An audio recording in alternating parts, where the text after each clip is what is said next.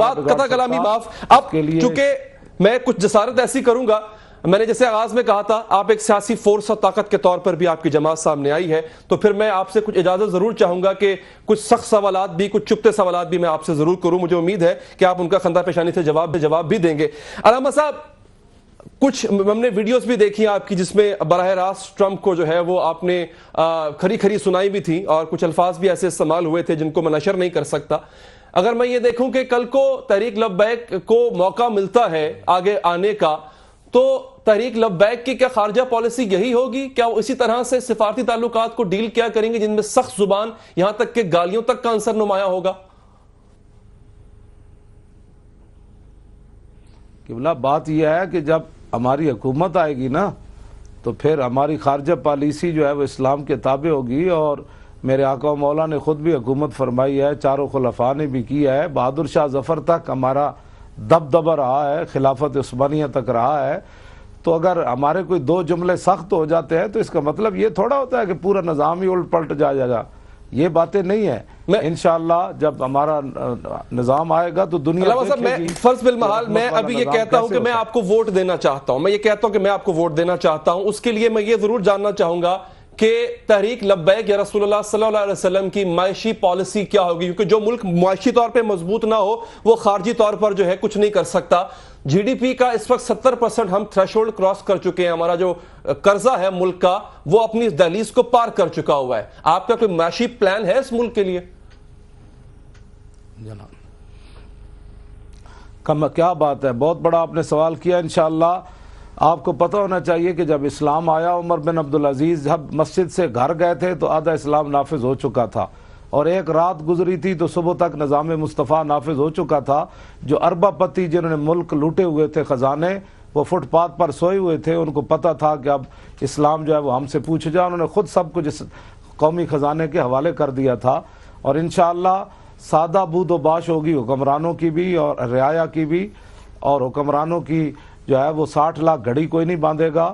اور دہی کم ہو جائے بھور بان میں، دہی کے کنڈے کم ہوں تو جہاز لاہور دہی لینے کے لیے نہیں جائے گا، بلکہ ان کو کہا جائے گا یہ سبز مرچیں جو ہے ان کی چٹنی بنا کر کھاؤ.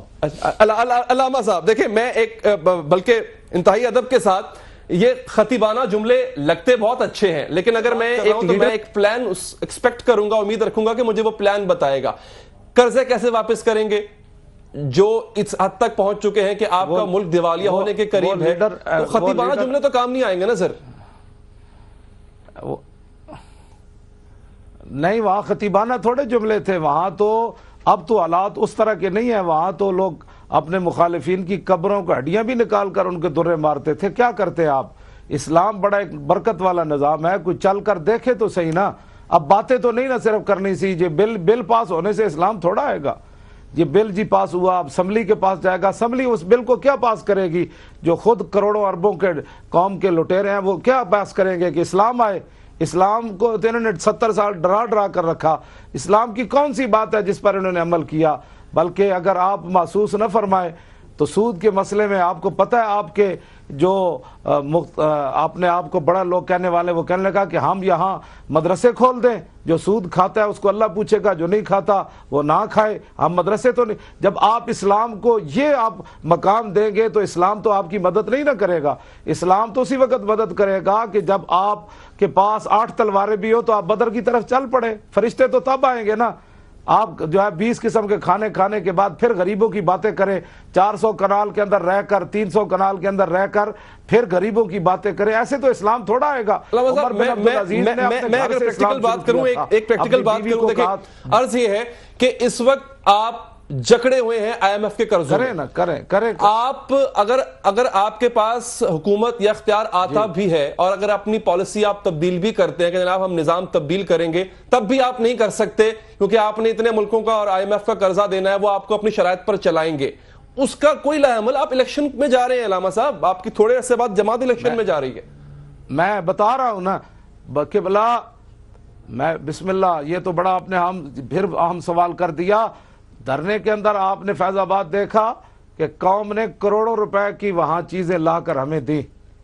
کروڑوں روپے کی، یعنی رضائیاں، بسترے، کھانے.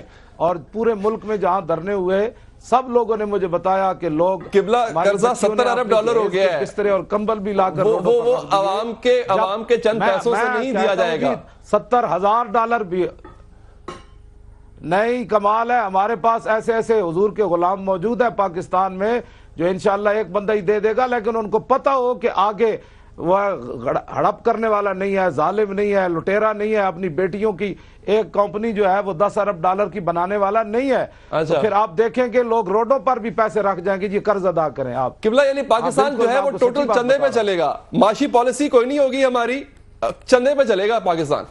چندے پر نہیں چلے گا، ایسی برکات آئیں گی، ایسی حضور برکات آئیں گی اسلام کی. جب اب چل کمال ہے، اسلام تو خود رحمت والا نظام ہے نا.